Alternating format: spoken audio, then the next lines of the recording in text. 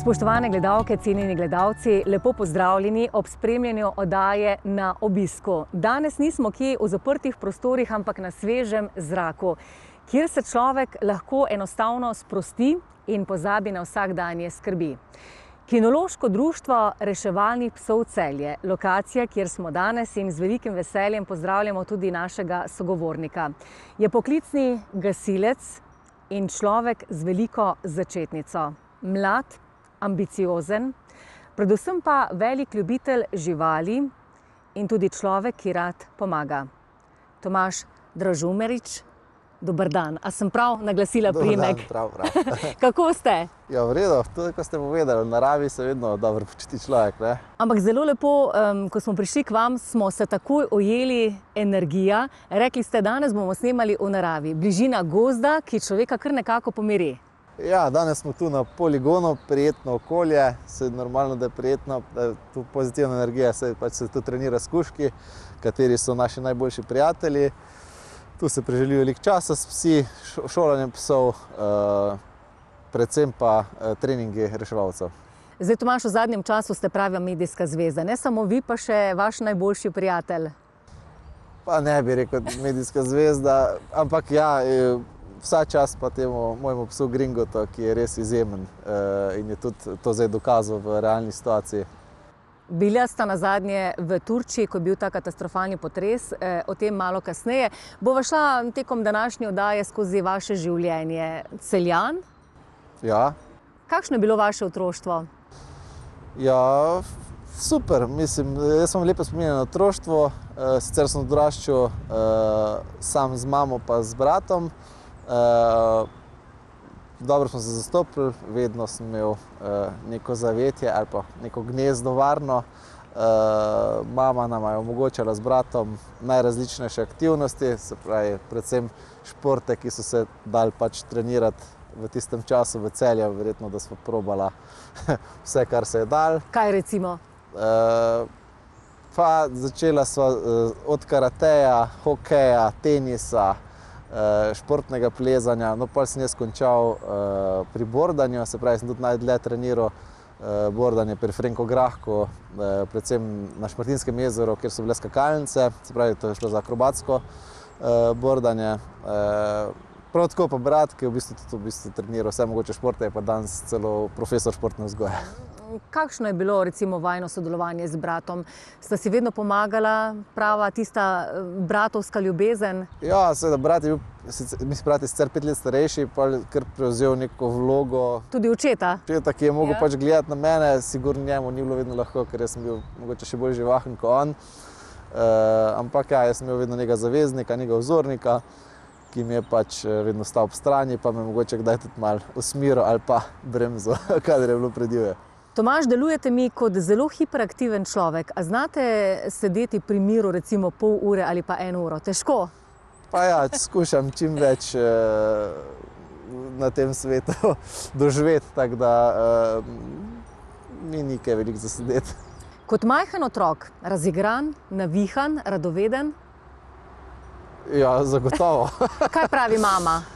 Ja, da se ti ne bo kaj naredilo še zdaj. Pač večkrat smo bili tudi na urgenci, se pravi, skrajali so s takimi športi tudi, da se je kdaj kakšna nezgoda zgodila, se pravi, je bila mama kar dosti skrbeh zaradi tega, ampak ni imela pa nekih drugih skrbi, da bi kam zabredla, pač bolj zaradi teh aktivnosti, ki smo jih imela, jo pa še pač danes skrbi. Je bila tista trda prava vzgoja? Pa ne bi rekel, da je bila trda, bolj je dosegla to, da so midva spoštovala, pa jo imela v čislih brez, da bi se jo bala, no? Kar uspeh pa se tudi zdaj trudim enako pri svojih otrocih. Se pravi, je dala tiste občutek za hvaležnost in ponižnost v življenju? Ja, sigurno.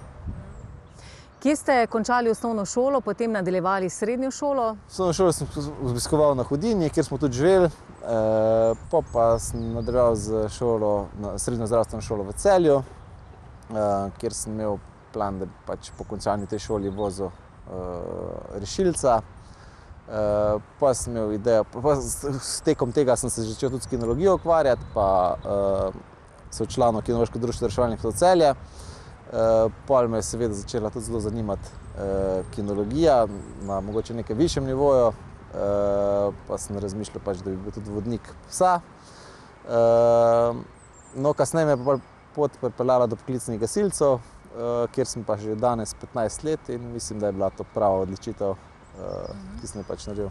Ampak v zdravstveni stroki je vseeno nekaj izkušenj. Ja, saj tudi med gasilci pri nas v enoti je več zdravstvenih tehnikov, ker se zelo prepleta to delo reševalcev in pa gasilcev na samem terenu pri ponesrečencih.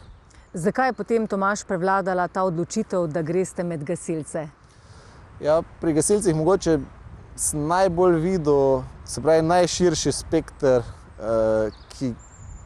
ki mene zanima, ne? Se pravi, to je ogromno nekih različnih pogojev, situacij, usposabljanj in v bistvu zdaj, če naštevam ta usposabljanja, v bistvu so vsa zanimiva, ne? Se pravi, od reševanja na vodi, reševanje iz višin, iz globin, nevarne snovi, tehnično reševanje v prometni nesreči, gašenje požarov, preiskovanje prostorov.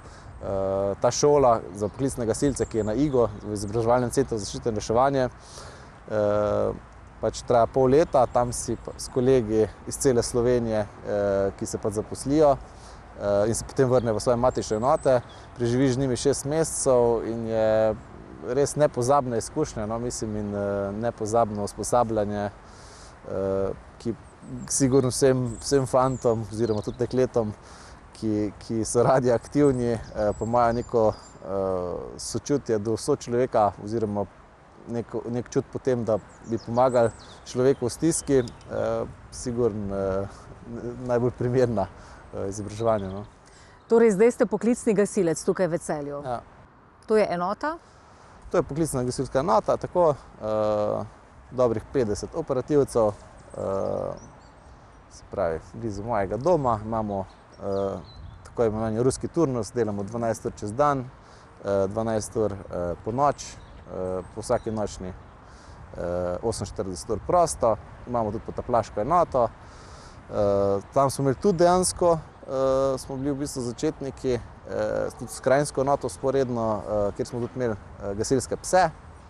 Tako da v bistvu nam da zelo neke možnosti tudi za neko kreativnost. No. Omenili ste to šolanje na IGO pol leta. Zdaj mogoče, če opišete, v čem je bistvo tega šolanja, kaj ste si pridobili? Ja, najprej so sploh sprejemni izpiti, da sploh prideš na tako izobraževanje, ker pač moraš pokazati neko fizično pripravljenost, primerno izobrazbo in pa neke psihološke teste. Če si izbran kandidat za šolanje in upraviš te sprejemne izpite, začneš s šolanjem, se pravi, pa je pa izpiti podobno kot pri prostovoljnih gasilcih, samo da je to zelo bolj strnjeno, pa v krajšem času v bistvu se usposobiš za te stvari, kot sem prej naštel, se pravi tehnično reševanje, reševanje iz nevarnih snovi, višin in globin, reševanje na vodi, reševanje v požarih in še pač mnoga druga tehnična znanja. Zdaj, gasilec je lahko kdo? Kako bi opisali gasilca? Vemo, to so srčni, pridni ljudje, ki radi pomagajo. Ja, gasilec, mislim, za moje pojme je to nekdo, ki v osnovi ima to sočutje za sočloveka, ki ima rad ljudi in pač ne kalkulira, ko je pač treba nekomu pomagati. To je mogoče čisto taka neka osnovna. Pa seveda za poklicnega gasilca moraš pa še neke druge kriterije izpolnjevati, kot so pač fizična pripravljenost in pa neka iznajdljivost, neke tehnične spretnosti. To je to. Imeli ste dolgoletnega direktorja Janka Požežnika. Kako je delal kot direktor z vami? Ker slišimo o njemu same dobre, pozitivne besede. Kaj ste od njega pravzaprav odnesli in se naučili? Ja, on je v bistvu bil direktor, ki je bil povezan tudi dobro z politiko, se pravi, kar je bilo za nas sigurno dobro, ker nam je pač priskrbel sredstva. Se pravi, smo ena najboljših opremljenih enot v Sloveniji. Se pravi, vzpostavil je tudi, v njegovem času se je vzpostavila potapljaška enota, dobili smo tudi vsa specialna vozila, ki smo jih potrebovali za recimo potapljanje, ne. Meni osebno zdaj omogočil tudi, da sem začel razvijati šolanje gasilskih psov, se pravi, smo imeli 2 gasilska psa v enoti in pa še mnogo drugih stvari, verjetno, ki so se dogajali, ki jaz sploh ne vem za njih. Ne. Ja, omenili ste ta način dela 12 ur, ne? Ja. Kako to izgleda? Kdaj je najbolj naporno? Ja, sicer je res, da v bistvu delamo skozi po nekem ciklu, se pravi 12, 24, 12, 48, se pravi ne glede ali je to praznik, ali je to nedelja, ali je to noč, novo leto, ne glede na vremenske razmere, se pravi smo v službi 24/7, 4 različne izmene. Zdaj, sigurno to ni za vsakega, ne, ker to pomeni, da smo dejansko samo en cel vikend prosti, pa še to ne čist cel, ker ga končaš dejansko v petek po noči, pravzaprav v soboto ob 7 zjutraj in pričneš že v ponedeljek ob 7 zjutraj z delom. Ne. Se pravi, nisi niti enega celega vikenda prost. Ne. Zdaj pač to pač sprejmeš, jaz osebno sem si pač življenje skušal tako prilagoditi, da je pač mi to ustreza. In uživate v svojem delu. Ja. Tisto področje, ki ga pokrivate tukaj kot gasilec? Jaz osebno sem vodja skupine, drugače pokrivam pa načeloma vsi smo tudi šoferji. Zdaj, jaz imam še specialnost vrne tehnike pa potapljač. Drugače pa načeloma vsi upravljajo naloge, kot sem jih prej naštel. Sicer je še poveljnik, vodja izmene, namestnik vodja izmene, vodja skupine in pa gasilci, ampak načeloma se zelo prepletajo dela pa naloge vseh operativcev. Tomaž, lahko z nami delite kakšno zgodbo, ki se vam je v tem času, odkar delate tukaj na tem delovnem mestu, posebej vtisnila v srce? Ja, sigurno se ti najbolj vtisnejo v spomin ali pa v srce stvari, kjer pač rešiš človeka. Ne? In na srečo je v bistvu večkrat imamo pozitiven rezultat, včasih pač se nekomu tudi ne da pomagati. Najtežji trenutki so pa sigurno pač mladi oziroma otroci udeleženi v nesrečah, kjer pa pač tudi skušamo vse, kar se da narediti z reševalci. Ampak ja, velikokrat je to v rokah nekoga drugega lahko zadnja poteza. Ne. Kakšne imate ambicije glede gasilstva vnaprej? V bistvu mogoče razvijati še glih to delo s psi, da bi pač skušali to spraviti v neke sistemske okvirje oziroma neko tipizacijo narediti teh psov, ostalo pa pač nadaljevati s tem, kar počnem. Ja. Drugi dom bova rekla pa tale prostor, tale ambient, kjer danes snemamo tudi to oddajo, Kinološko društvo reševalnih psov Celje. Kje je ta lokacija? To je na Ostrožnem, prijetna lokacija, se pravi zraven Celja, v bistvu v Celju, na zahodnem delu. Tako sem že prej povedal, tu se pač družimo s psi, potekajo tečaji od male šole, nadaljevalnega tečaja in pa pol, če kdo želi tudi delo reševalnih psov, se pravi, sem lahko pridejo ljudje, ki imajo pač željo delati s psi in pol, recimo, če so primerni oziroma se naredi neka selekcija, tisti, ki so zainteresirani za delo z reševalnimi psi, se jim pač da možnost, da pridejo na trening in pač pol, če pokažejo neko dovolj resnosti, v bistvu dovolj perspektive, lahko nadaljujejo in postanejo vodniki reševalnih psov. Je pa kar velik prostor ta. Ja, to je samo eno od v bistvu prostorov, kjer treniramo, to je zdaj vadišče za vaje poslušnosti in pa premagovanje ovir. Pa zadnji imamo tudi poligon za iskanje oziroma nakazovanje. Drugače pa v bistvu se treningi potekajo predvsem v gozdovih, kjer se izvajajo treningi iskanja v gozdu pogrešenih oseb in pa treningi na ruševinah. Zdaj ena taka večjih ruševin, ki je bila prav zgrajena za trening reševalnih psov, je ravno na Igu, v Centru za zaščito in reševanje. Drugače pa v ostalih ruševinah pa pač v okolici, kjer se pač ruši kak objekt oziroma je zapuščen kak objekt, če se uspemo dogovoriti z lastniki, treniramo pač po teh ruševinah. Drugače pa še eni prostori, kjer imate tudi kakšno predavanje lahko Ja, recimo, ampak ponovadi je to bolj jesen, spomlad so te tečaje, kjer se to zunaj pravi. Neko izobraževanje, ki poteka za vodnike reševalnih psov, so pa tako pol na igo organizirani strani zveze. Tomaž, kakšna pa je zgodovina tega kinološkega društva reševalnih psov Celje? Koliko imate članov, tudi podpornikov, simpatizerjev? Je ustanovljeno v letu 2005, članov je približno 25, od tega jih je recimo 8 operativnih, se pravi, da imajo aktivne pse za reševanje. Več članov je, ki se pa pač menja, se pravi, ki pa samo obiskujejo osnovne tečaje. Seveda so pa pač bili člani tega društva tudi že prej, ker smo bili pod Kinološko društvo Celje. Tudi več članov, ki so bili tudi na različnih iskalnih akcijah, ko je bilo recimo 99 v Turčiji ravno 2 člana sta bila pa od takrat. Kdo se vam pa lahko pridruži, na kakšen način? Ja, v bistvu zdaj mislim, da bi delal šolanje reševalnega psa. Vsak, ki pač ima željo najprej pač pomagati človeku oziroma ki je pač pripravljen, ne glede na vreme, na situacijo, na čas, pač iti ob trenutku, ko se nekdo izgubi in pride poziv iz centra za obveščanje, da je pač treba iti na iskalno akcijo, se pravi, mora vedeti, da je pač treba takrat iti. Se pravi, to je nek predpogoj, preden se sploh začneš razmišljati, ali bi to delal. Potem so pa seveda neka telesna pa fizična pripravljenost tega človeka, ker te iskalne akcije so lahko tudi kar zahtevne, se pravi, se lahko hodi tudi po pol dneva, pa se išče, se pravi, potem mora biti pa seveda tudi primernega psa.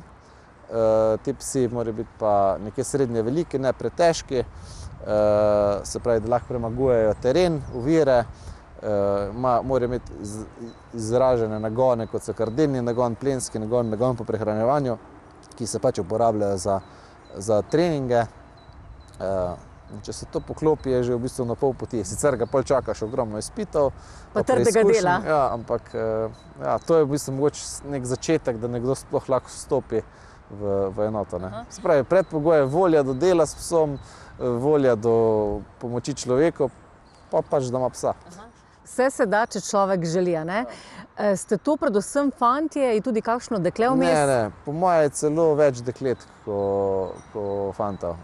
Pač govorim predvsem za iskanje v gozdu, mogoče za iskanje izpod ruševin je pa več fantov.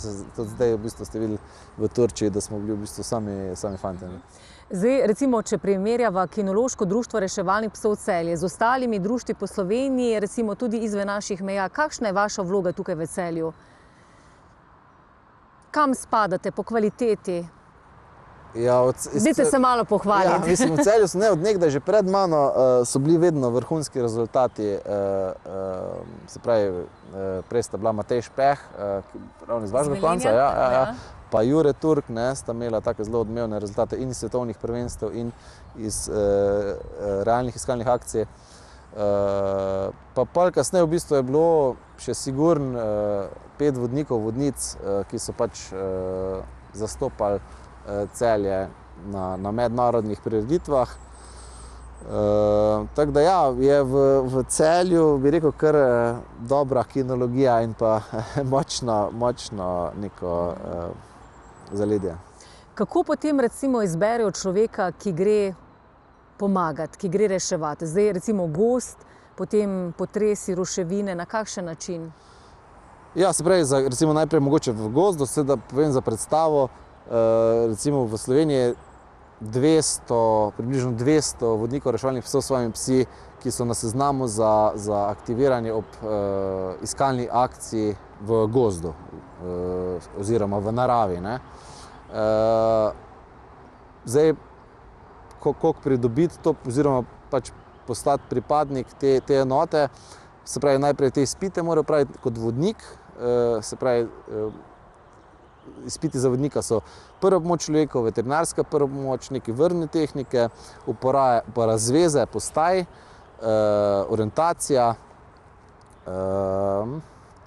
Se pravi, ko pa to naredi, pa v bistvu lahko pristopi na izpite s psom, pa ima pa izpit več stopenj izpitov, se pravi, na prvi stopnji se pač opravlja izpit, kjer išče na manjši kvadraturi 2 skriti osebi, višja stopnja je pač, da na večji kvadraturi oziroma površini ali pa sektorju išče 3 pogrešane osebe. Na poligonu mora pač pokazati vaje, premagovanje ovir pa poslušnosti. Se pravi, ko pravi te izpite on in njegov pes, pa lahko pristopi na preizkušnjo.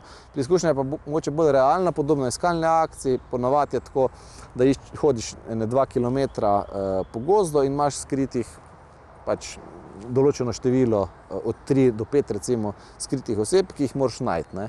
In pač tisti, ki jih najde vse oziroma največ, pač pride v to enoto.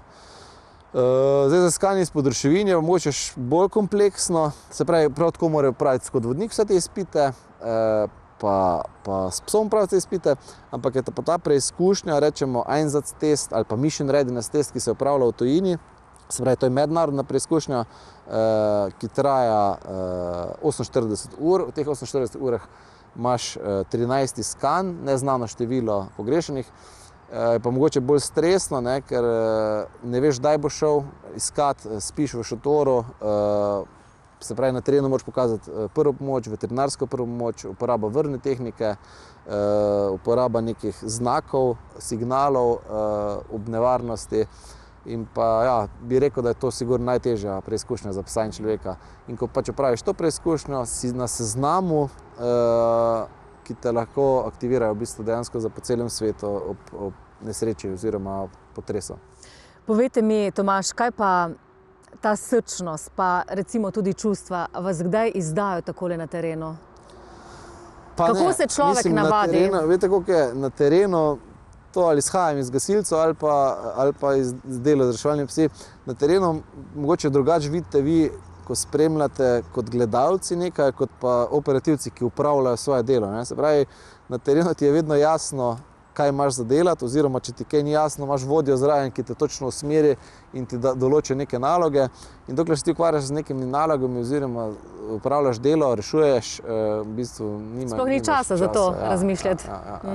In tudi recimo moja osebna izkušnja je bila, ko je imel brat prometne nesreče, jaz v bistvu prve trenutke sploh nisem vedel, da je pač brat v avtu. Ko ste reševali? Ja, sem v bistvu šele po nekem času, ko se je pač malo sprostila zadeva, videl, da v bistvu kdo je sploh noter, ne. Tako da v bistvu, in tudi mislim, da je to tista prava naravnanost, da se ne ukvarjaš z človekom takrat, pa da se sočustvuješ z njim, pa da nekako ne skušaš primerjati ali pa razmišljati o svojih domačih, ampak pač upraviš nalogo, kolikor dobro se da upraviti, ne, pa že se pogovoriš, če rabiš recimo pogovor, ne.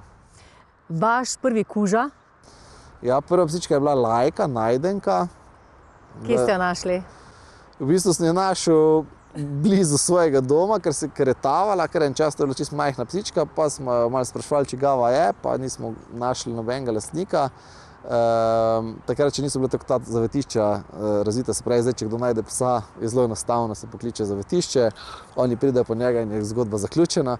Pač leta 96 recimo, pa to takrat ni bilo tako, no, ampak v glavnem tega psa meni mama seveda ni dovolila, da bi ga imeli doma, pa sva se z enim prijateljem dogovorila, da jo bo on malo vzel, pa da bojo pa šli oni malo na morje, pa da jo bomo pač mi samo 14 dni pazili, no pa se je pa teh 14 dni razvlekli na 17 let. In pa 17 let doživela. In to je bila tudi mamina velika ljubezen, prav gotovo. Ja, se tudi ta psička je pa v bistvu ostala pri mami, tudi ko sem jaz šel v bistvu v Ljubljano, je v bistvu ona ostala pri njej, ampak s to psičko sem se že jaz vpisal v kinološko društvo, pa spoznal neke osnove šolanja psov. Ta me je tudi spremljala v bistvu na vseh poteh, skozi je bila zaradi mene. Pol kasneje je pa pač prišla gladko dlaka prinašalka Šerpa, s katero sva pa resno začela z delom šolanja reševalnega psa, se pravi, to je bilo pa 2003-2004. In sva pač že s to psičko dosegla v bistvu vse najvišje izpite, najvišje stopnje in v bistvu to licenco MRT, s katero sva tudi dejansko pol bila leta 2009 tudi na potresu v Indoneziji, na otoku Sumatri. Pa večkrat so se udeležila tudi svetovnih prvenstev. Kasneje, pa pol 2011 smo pa dobili še psičko Kori, to je bila pa labradorka, ki je pa prav tako v bistvu naredila vse te preizkušnje. In je pol v bistvu tudi smo s to psičko začeli 2015 pri poklicni gasilski enoti Celje z gasilskimi psi, pa se je pridružil še en ptičar, ki mu je bilo ime Samo. Tega smo v bistvu šolali samo za potrebe gasilcev, se pravi, ni bilo toliko poudarka na poslušnosti po virah, pa teh izpitih, ki se opravljajo pri Kinološki zvezi, ampak bolj v smislu čisto operativnega psa, se pravi, smo ga učili zraven še iskanja vonja mrtvih oseb, se pravi kadavra. No, zdaj na zadnje je pa prišel tale Gringo, belgijski ovčar, ki ga boste tudi kasneje videli. Je pa zdaj v bistvu ta operativen pes, je star 8 let, v najboljših letih, s katerim sem pa tudi bila že na svetovnih prvenstvih. Lansko leto osvojila 4. mesto in pa zdaj seveda tale nesreča v Turčiji. No, ponavadi, to sem želela izpostaviti, da v družini, ko se odločijo za neko žival, to je tudi odgovornost. Pa tisti, ki si jo najbolj ne želi, je ponavadi potem njegov največji ljubljenček, a ne? Kaj pa vem, jaz sem si vedno tako želel, pa po moje, če niso vsi družinski člani, zato je boljše malo časa, da preteče, pa da se vsi odločijo za to. Mislim, pač, ker slišim zelo različne zgodbe, no. In pes je le družinski član, ki bo pač živel z družino lahko tudi 15 let. In sigurno je fajn, da so vsi družinski člani za to. A drži tisto, ko radi rečemo, kdor nima rad živali, nima rad ljudi?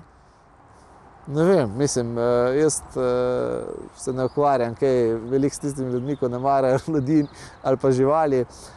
Tako da imam pa zelo različne izkušnje, no, ker tudi ko šolam pse za slepe, pač naletim na zelo različne odzive. Zdaj moje osebne izkušnje so, ali da imajo ljudje pretirano radi, se pravi pa da silijo v pse, se pravi tukaj naj povem, da v pse vodnike, ki vodijo slepe, se ne sili in se jih ignorira. Oziroma druga skrajnost, da človeka s psom vodnikom ne pustijo v nek notranji prostor ali pa javni prostor. Tako da ja, pač moje izkušnje so tukaj res skrajne ponavadi, ne.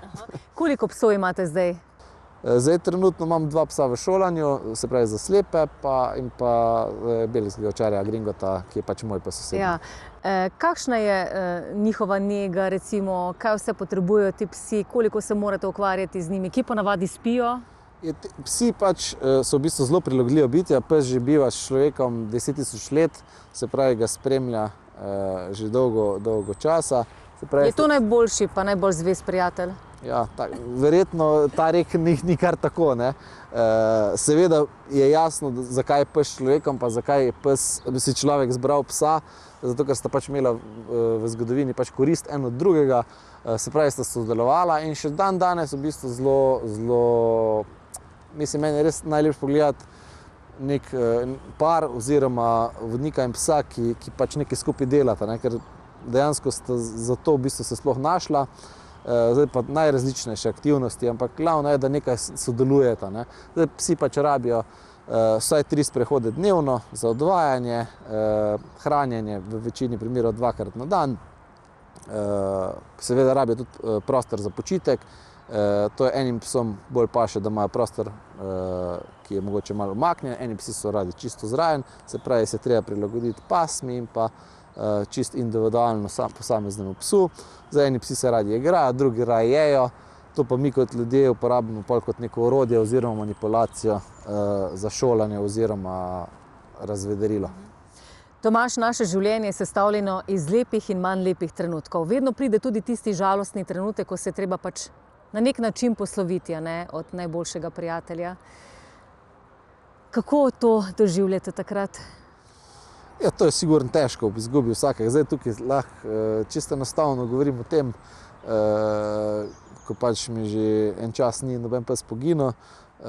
Se pravi, da pač če pes dočaka neko starost, če je imel lepo življenje, če je izživel, če sta se imela skupaj fajn, je pač to nekaj normalnega, da pač psi pri svoji starosti poginejo. Idealno bi bilo, da bi pes recimo živel tako dolgo kot človek, ne?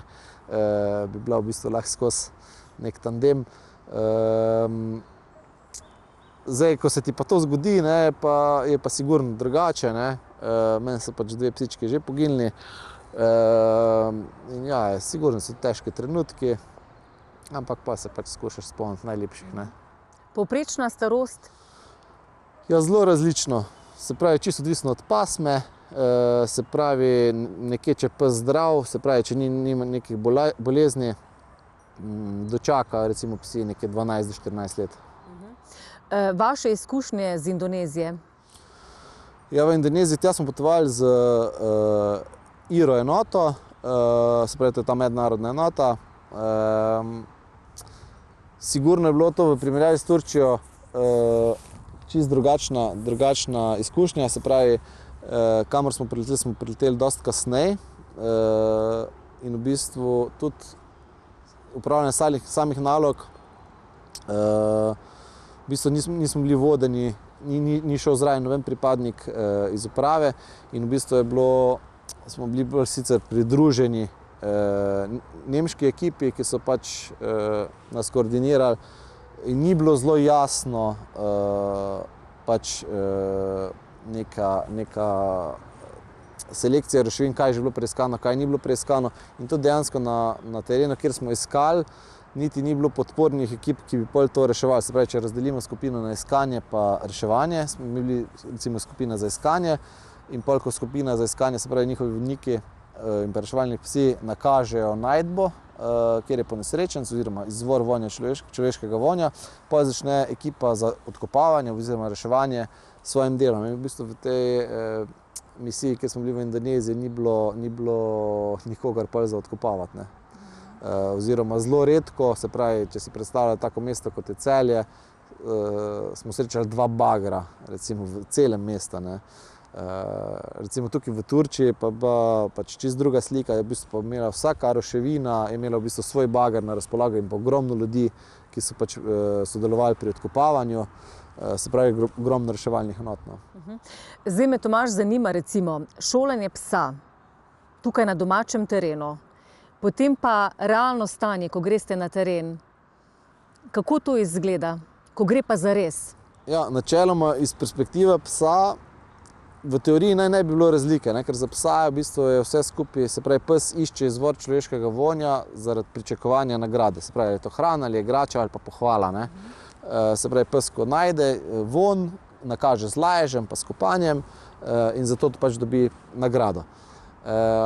Se pravi, v neki teoriji za psa ne bi smeli biti nobena razlika, za vodnike je pa to sigurno pač čist nekaj druga, se pravi, tukaj imamo neke poznane ruševine, ki si jih prej pogledamo, tudi so bolj ali manj varne, oziroma če so nevarne, pač ne treniramo, se ne izpostavljamo v njih. Tudi podlaga je predvidljiva, ne, tam, kjer je pač preveč stekla po tleh oziroma neki nevarni ostri predmeti, ne spuščamo psov. Se pravi, v realni situaciji je pa pač slika popolnoma drugačna, ogromno ljudi zraven na ruševini, ki imajo pač svojce zakopane, se pravi, to je v bistvu po mojem tudi najbolj stresno, se pravi, ogromno enega hrupa strojev, ki delajo na ruševinah, glasovi ljudi, se pravi, pa se začne tudi širiti seveda vonj po nekaj dneh. In ja, za človeka pa sigurno to bolj stresno in drugače kot na nekem treningu, ne. Če se zdaj dotakneva teh vaših izkušenj iz Turčije, ne? Potres, katastrofalen, vemo, kaj se je dogajalo. Kako ste potem hitro odreagirali? Kdo vas pravzaprav aktivira, pokliče, da greste na teren? Kako to izgleda? Ja, tako o potresu pač smo se mi slišali z vodjo, se pravi, te enote za posredovanje v tujini, se pravi, v Sloveniji imamo to enoto USAR, in pa pač s pripadnikom uprave zaščite in reševanje, da pač obstaja neka pripravljenost oziroma možnost odhoda. Seveda si pač vsak reševalec pripravi svoj nahrbtnik psa in pač čaka na poziv, kdaj se bo šlo oziroma ali se bo šlo. Se pravi, pol je pa zbor na Rojah, kjer je pač skladišče civilne zaščite, kjer se pripravi vsa oprema, tiste, ki pač nimamo zadolžene doma. Pol pa z vozili, tokrat smo šli iz Zagreba do Zagreba, pa z letalom v Istanbul. Iz Istanbula bi pa naj leteli v Ankaro, ampak so nas v bistvu turške oblasti preusmerile kar v Adano, kjer je pač bilo bližje letališče temu kraju Antakya oziroma Hatay, kjer je pač bil potres. Kaj vse morate imeti s seboj od opreme? Zdaj osebna oprema je pač zaščitna obleka, čelada, rokavice, škornji, za psa prva pomoč, za človeka prva pomoč, za en dan, se pravi samooskrbe, se pravi hrana, voda, in pa za psa hrana, voda, oprsnica za spust psa in pa kak pas za vrvno tehniko. V bistvu so ostalo opremo pa pač nam pa priskrbi Uprava za zaščito in reševanje, ki se zraven vzame, se pravi, to gre za neke SDO obroke, se pravi, to so neki obroke, ki si jih lahko sam pripraviš in v bistvu, ko prideš na nek teren tuj, je to, da si tam samooskrben, da ne obremenjuješ pač lokalnega prebivalstva s tem, s hrano. Tomaž, ko ste prišli v Turčijo, prvi pogled na ta katastrofalni potres? Ja, mislim, sigurno smo bili vsi presenečeni, čeprav smo že, recimo, da polovica tega tima, s katerim smo bili, smo že imeli izkušnje iz takih misij in pa tudi nekaj nas je celo poklicnih gasilcev, se pravi, se soočamo z nekimi ljudmi, ki doživijo nesrečo oziroma tudi preminulimi. Ampak ja, takih razsežnosti si pa noben ni niti predstavljal, niti ni mogel biti pripravljen na njih. Ampak pa smo se zelo hitro formirali v dve skupine, se razdelili in smo v bistvu že s prvim dnevom, ko smo pač prispeli na kraj, začeli z iskanjem.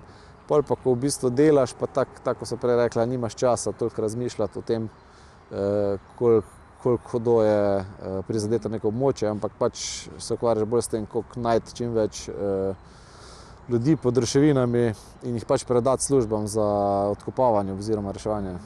Da bomo zdaj dobili lažjo predstavo, vodja, se pravi, ki nekako reče, kako in na kakšen način bo potekala ta reševalna akcija. Dve skupini ste rekli, po koliko udeležencev v vsaki skupini? V eni skupini so bili 3 vodniki, svojim si v eni pa 4. Vse v bistvu so tudi malo rotirali, tudi glede na pse, koliko je bil kjer pripravljen. Kako se določijo akcije, recimo pa lokacije? Ja, v bistvu najlažje je, ko vidimo ruševino, ker tudi imamo zelo različne pse. Recimo imeli smo zraven nekaj zlatih prinašalcev, nemškega ptičarja, belgijskega ovčarja in pa Jack Russell terrierja oziroma Parson terrierja. Se pravi, to so čisto po fizionomiji, čisto drugačni psi. Se pravi, in glede na ruševino, glede na teren, material, se pa odločimo, kjer pes bo preiskoval kak teren. Se pravi, majhen pes gre lahko vsako luknjo, pa lahko pride zelo globoko v ruševino, seveda pa ne more skakati čez ne vem kakšne bloke visoke, oziroma nek material premagovati, ki je pač bolj zahteven oziroma večji. Tam pač uporabimo večje pse.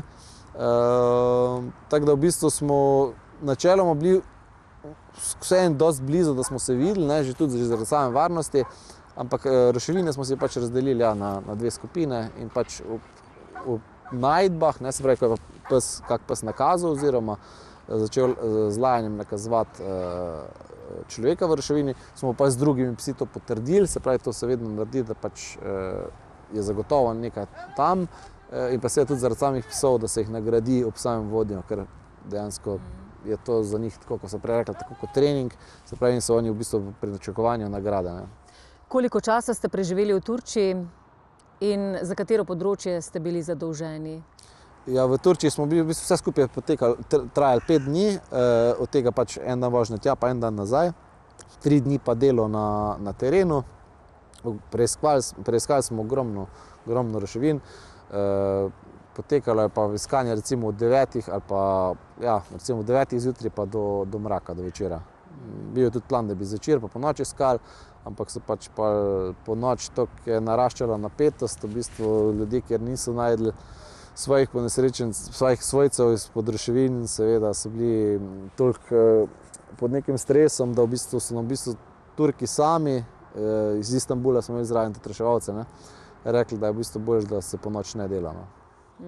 In uspehi? Ja, našli smo v tej moji skupini, no, smo našli sedem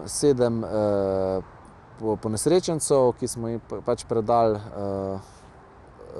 službi za odkopavanje. Se pravi, mi nismo bili zraven, da so to odkopali, ker to, če si predstavljate, to so bili ogromno betona, se pravi, prej so bile 7-8 nadstropne stavbe, ki so se porušile v palačinko. Se pravi, v bistvu to od točke, kjer smo mi pač povedali, da je noter živ človek, je bila še zelo dolga pot do samega izkopa. Ne? V bistvu to lahko tudi po en dan traja, da odkopljajo človeka. Ne? Ampak mi smo v bistvu po vsaki najdbi oziroma sami nakazovanju nadaljevali, pač najprej označili, predali točko, pa pol nadaljevali naprej po ruševinah. Ko spremljamo medije, ne, kaj se dogaja na terenu, pa recimo po toliko dneh potem najdejo še kakšnega preživelega ali človeka ali žival, pa rečemo, a je to sploh mogoče? Ja, sigurno je mogoče, ne, če je pač tak človek ujet v nekem žepu v ruševini, ne, pa je noter dovolj prostora, če ni stisnjen, pa je noter celo voda ali pa celo hrana, če niso prenizke temperature po noč, ali pa če ima noter celo, če je bil ravno v tistem prostoru, tu vemo, da je pač se zgodil ta potres po noč, so bili večina ljudi v spalnicah in dejansko ja, je možnost preživetja se zelo podaljša, ne, ampak teh 100 ur, ki pa pač mi po nekih teh smernicah za reševanje izpod ruševin delamo, je pa pač sigurno tudi vredno upoštevati, ne, glih zaradi tega, ker pač v nekem okolju, kjer si, seveda drastično pade možnost za preživetje in pa sami reševalci, ne, mogoče ali postanejo manj previdni, bi rekel, ne, se pravi, v prvih popotresnih sunkih je to bilo, smo se vsi zelo prestrašili, vsi razbežali iz ruševin, pač ko si doživel, ne vem, 5-10 popotresnih sunkov v sami ruševini, si se umaknil v neko varno okolje, da ni pač še kaj zrušilo, ampak si to sprejemo mogoče bolj lahkotno, kar pa sigurno ni v redu. Tudi gibanje po sami ruševini, ne, si v bistvu iz ure v uro manj previden, bolj se počutiš domače, bolj se ti zdi varno, kar pa seveda ni, ne. To je mogoče ena zadeva, druga zadeva pa mogoče neka ekipa reševalca pa lahko vpliva pa tudi zelo stresno to, se pravi soočanje z mrtvimi, ogromno mrtvih je bilo, pač, ki smo jih našli oziroma videli ob ruševinah ali pa v sami ruševini, vonj po preminulih. In zato je tukaj vodja, no, ki pač odigra to svojo vlogo, da pač on se drži tega plana in ne glede na to, ali je ekipa še zelo motivirana, da bi delala ali ne, je pač se držimo teh 100 ur, ki se pač upravlja to nalogo, pa se vrnemo domov, ne. Kaj vse ste osebno doživeli v Turčiji, ko ste se potem vrnili domov? Najbrž ste med potjo že razmišljali o tem, kaj vam je dala ta akcija, kako se človek počuti, tudi včasih bes, jeza, ne, zakaj se vse to dogaja? Ja, na samem terenu, ne, tako sem rekel, se nikoli ne ukvarjam s tem, ker ni časa. Tako, ker ni časa, ne. Pol pa seveda, ko pa se doma usedeš, na poti nazaj še mogoče ne, ker še v bistvu bolj debatiraš, pa podoživljaš, kaj se je pač zgodilo, ampak ja, sigurno pa pol začneš razmišljati o teh stvareh. Zdaj, meni osebno je sigurno se najboljše pogovarjati z ljudmi o teh stvareh, ki so že doživeli take situacije, ne. Zdaj smo to srečo, da tudi v službi, tudi sem šel v bistvu pol takoj drug dan v službo, kjer pač imam kolege okoli sebe, ki zelo razumejo to delo in pač mi mogoče še najlažje se z njimi pogovarjati v takih situacijah oziroma z ekipo, ki je bila zraven, ne, ali pa je že bila na taki zadevi. Se pravi, da analizirate, kaj se je dogajalo? Ja, seveda pač tudi kaj bi se da boljš narediti, kako bi lahko potekali treningi psov, da bi bili v bistvu čim bolj scenariji podobni realni situaciji. Tako da ja, jaz tukaj skušam pač to vzeti kot neko izkušnjo, ki bo pač mogoče lahko nadgradila še to znanje ali pa šolanje psov v prihodnosti, ne. Kaj pa recimo poškodbe psov na terenu? Ja, v bistvu se od 7 psov se jih je 5 tako poškodovali, da dejansko niso več mogli nadaljevati z delom. Kakšne so te poškodbe? To so ponavadi ureznine. Se pravi, psi se porežejo na ostrih predmetih, ponavadi je to steklo ali pa pač kakšni drugi kovinski predmeti. In ja, če si pes prereže pač blazinco tako globok, je v bistvu, tudi če jo poviješ, pa oskrbiš, zašiješ, je onemogočeno nadaljevanje iskanja. Zdaj eni psi uporabljajo neke copatke, gumirane. Večina psov ni vajena treninga na teh, tako da sigurno treba tudi razmišljati zdaj v prihodnosti, da se tudi na treningah pse navadi na te copatke. Ne. In vaš pes, kako se je odrezal? Ja, mislim, jaz sem zelo zadovoljen, ne, in mislim tudi sigurno mi je mogoče svojim laježem, kjer je lajal na osebo, ki je pač bila pod ruševinami, sigurno dal nek najlepše doživetje, ker veš, da pač laja na živega človeka in s tem da možnost nekomu, da bi preživel. Tako da jaz sem v bistvu mu zelo hvaležen in da tudi je pokazal, da v bistvu ves ta trud pa ta čas, ki sva ga preživela skupaj na treningih, se je zdaj pač obrestval. Ne. In kaj je dobil za nagrado? Je v bistvu vedno dobil, ali je to trening ali pa realna akcija, je vedno nagrada. Pa žoga, pa mogoče še malo več cartanja. Aha, se rad crklja? Ja. Kakšen je karakterno? Ja, zelo temperamentni, igriv, ima visoko voljo po sodelovanju, po ugajanju, rad ima ljudi, se pravi neustrašen, ne glede na material, okolje, ki je okoli, ima pač željo po najdbi. Rekli ste, da je zelo prijazen do ljudi, ne? Ja. Ta vrsta pasme drugače ni takšna. Mislim, malinoaji oziroma belgijski ovčarji so pač delovni psi, ki so jih pač uporabljali predvsem za delo v policiji in pa v vojski, se pravi za disciplino obrambe, kjer pač pes ugrizne človeka, ne, kjer ga pač učijo. Se pravi, ampak seveda se pa da to preusmeriti tudi čisto v neke druge vzorce, se pravi, uporabljajo pa te pse tudi za agility, ne vem, za tek s psom, kolesarjenje in pa ogromno jih je tudi med reševalci. Se potrebuje po takšni akciji konkreten počitek?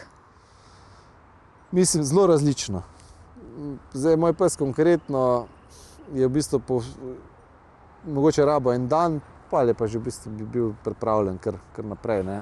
Za eni psi tisti, ki so bili pač šli celo do neke operacije, se bojo sigurno rabili malo več, da bojo pač za neko regeneracijo.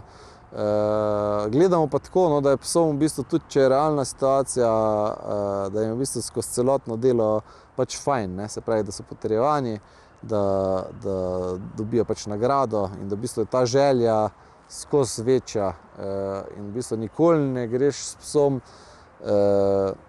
mi rečemo temu, da bi ga skuril do konca, ne, se pravi, vedno pstiš še malo rezerve in glih ta rezerva pomeni, da si bo on spet naslednjič želel iti iskat, ne. A so ti treningi potrebni čisto vsak dan ali si lahko privoščite kaj dopusta? Ja, mislim, načeloma, sicer življenje z nekim delovnim psom ima skozi neke svoje, mislim, da se to zdaj od vodnika do vodnika, ampak se skozi nekaj pogojuje psu, recimo, ne.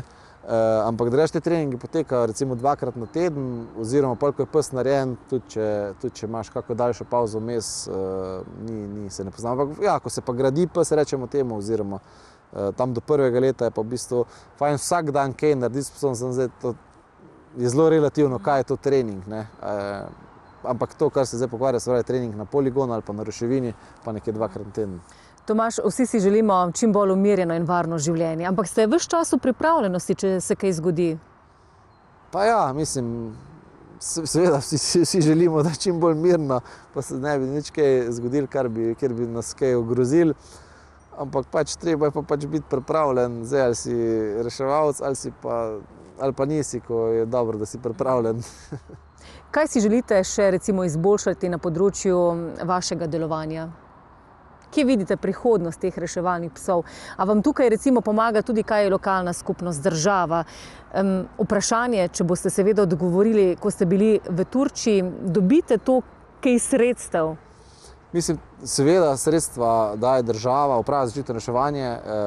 Mislim, kar se tiče reševalnih psov, v bistvu so sredstva, ki nam omogočajo, se pravi, vsa ta izobraževanja, treninge, opremo, prevoze, se pravi potne stroške in pa dnevnice, ki pač na vseh teh akcijah, ker se večino vozimo s svojimi avtomobili, ne, ampak ja, ogromno je tudi treningov v tujini, se pravi v Avstriji, Wiener Neustadt ima eno tako ogromno ruševino, katero hodijo iz cele Evrope. In na vse zadnje tudi v bistvu se zdaj ravno dogovarjajo, da bodo začeli z izgradnjo take ruševine pri nas v Sloveniji.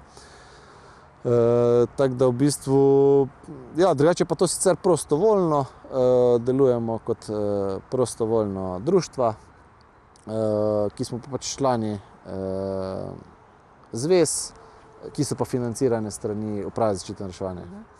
Te vaše izboljšave, recimo, kaj se še da narediti na tem področju, kar sem vas prej vprašala? Kje vidite prihodnost?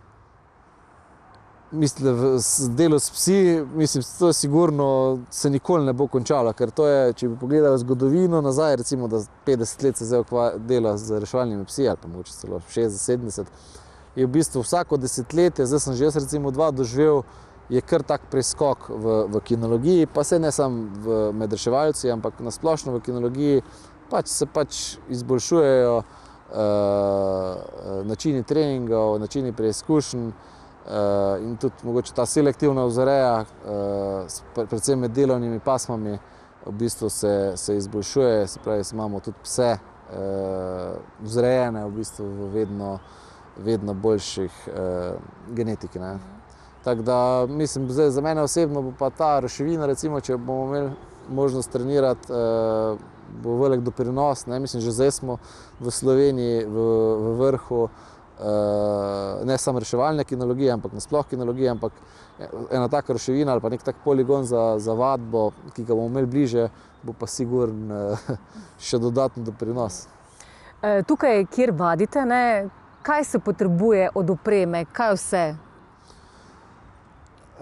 Ja, zdaj, če pogledamo poligon, ne, pa bodo tudi malo pokazali s svojimi psi, se pravi, te ovire, vidimo tunel, lestev, most na sodih, pa so razne ovire za preskakovanje, te mize za usmerjanje, kjer pes pokaže, da je pač vodljiv, ne, oziroma da se premaga neke osnovne material. Pa imamo tamle poligon za vadbo nakazovanja, kjer pa v bistvu naučimo psa, da sploh, ko najde izvor vonja človeka, da to nakaže, ker psi nam povejo to, da je pač so našli človeka, to naredijo tako, da pač lajajo v smer, kjer izhaja izvor vonja. Kakšno hrano pa potrebujejo ti psi? Je zelo različno. Večina jih je kar na briketirani hrani, ampak tukaj ni predpisa, kakšna hrana, mislim. Veterinarji vam stojijo ob strani, dobro sodelujete? Jaz sem osebno izkušnjo zelo dobro, no. Veterinar Rok Krajnik mi je tudi omogočil takoj, še preden sem prišel čisto domov iz Turčije, da sem lahko prišel k njemu pač s psom na pregled, da je pač pregledal, če je vse ok, in pa mu pač dal neke vitamine in pa te stvari, da je pač za hitrejšo regeneracijo. Tako da ja, mislim, da imamo večino, no, vsi dobre izkušnje s svojimi osebnimi veterinarji, ki pa pač smo mogoče Kaj pa se recimo potrebuje od dokumentacije za takega psa, ki gre čez mejo?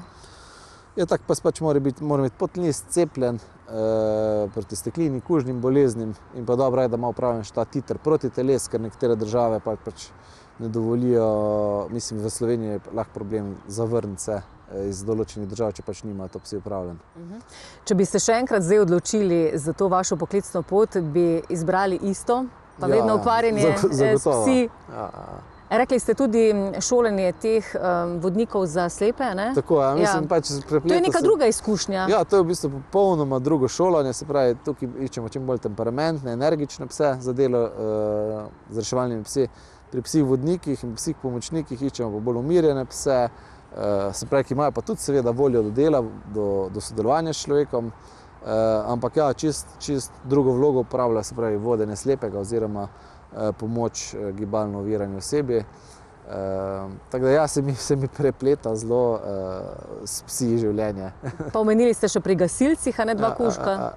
Ja, mislim, kjer se da, pač skušam pač ukomponirati pasji svet.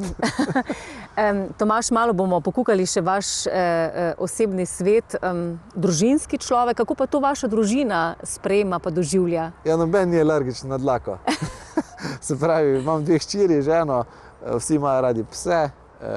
Se pravi, v bistvu tudi žena me je spoznala, ko sem že imel pse. Tako da tudi hčerama je bilo pa v bistvu obema v zibelko podloženo, kakor se reče, ne. Tako da imajo tudi zelo zdrav odnos do živali, do psov. Se pravi, niso pretirano navdušeni, ko vidijo psa, se pa ne bojijo psov in pa pač znajo rokovati s psi, kar je za moje pojme pač zelo dobro naučiti vsakega otroka. Ja, so pa pač vajeni, da psi pridejo in grejo, ne, predvsem vodniki, ne, so nekje 6 do 8 mesecev pri nas, pa grejo pač slepim osebam in teh psov je pač bilo ogromno zdaj že v tem času, ne. Pa dobite potem recimo od tistih, ko dobijo te pse, kakšne povratne informacije, kako se obnašajo, kakšne imajo izkušnje? Ja, saj si z vsemi v bistvu, mislim, itak preživiš z njimi mesec pa pol do 2 meseca vajanja, pa v bistvu vsakega obiščeš vsaj enkrat letno oziroma po potrebi, če pač se preseli v neko novo okolje ali pa ima neko novo aktivnost, kjer se morajo naučiti novo pot, je upravičen do dodatnih ur, ki jih odobri pač Zavod za zdravstveno zavarovanje in pač naučimo novih poti oziroma z večina teh, katerim sem šolo psov, se tako slišimo tudi, ker se pač tako zbližaš, ne, v tem času. Kolikor sem vas zdaj spoznala, Tomaž, bi lahko rekla, da prostega časa pri vas ni, a ne? Če ga pa imate, kaj radi počnete? Pa grem na kolo ali pa v hribe ali pa plezat s hčerkama. Aha. To v bistvu najraje. Kje plezate? Pa največ tu v Kotečniku, to je najbližje plezališče. Drugače pa na Primorskem. Ste športna družina? Ja, obe hčeri v bistvu trenirajo plezanje. Pa skušamo vsak dopust oziroma morje skombinirati, da je še kakšna skala zraven. Radi berete, doma pospravljate kaj, kuhate? Vse rade berejo, razen mene. Pa kuham tudi ne, rad pa jem. Vaš moto življenja? Ja.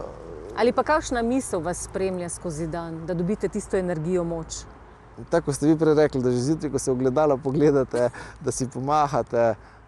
Jaz v bistvu, tudi če nimam ogledala pred sabo, pa si vseeno rečem, da bo dan pred mano dober, pa da pač ne bo časa za neke negativne stvari.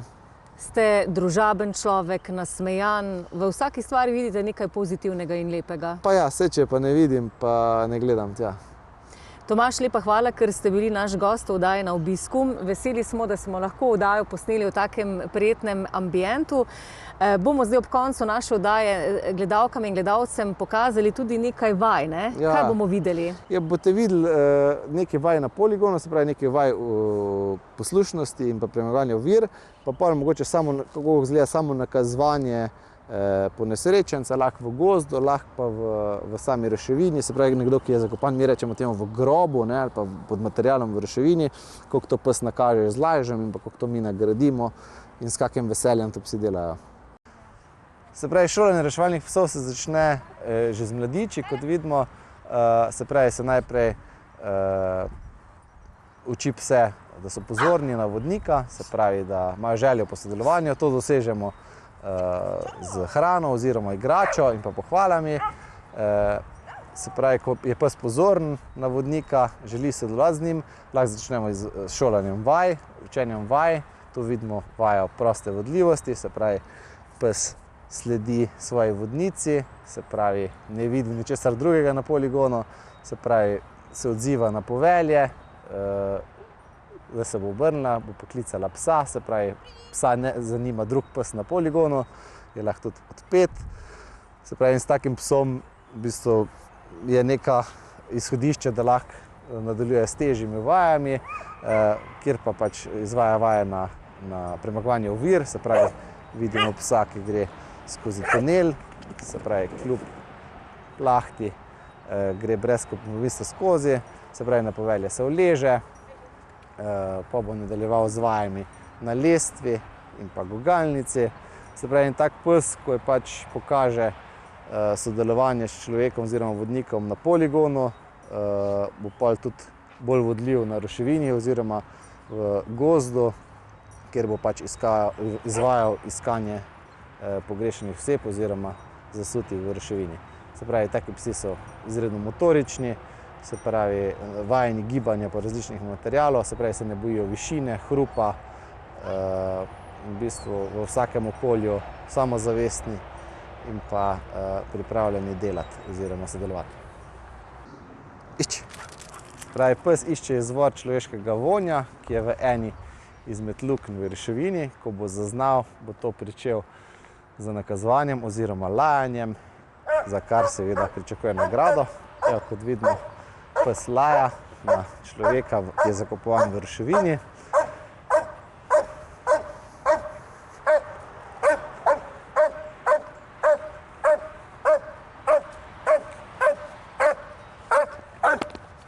Ko se približamo, vodnik naredi psa z žogo. Kje ga imaš? Kje ga imaš? Kje ga imaš? Kje ga imaš? Bravo! In zato dobi seveda nagrado, ki je v tem primeru žoga.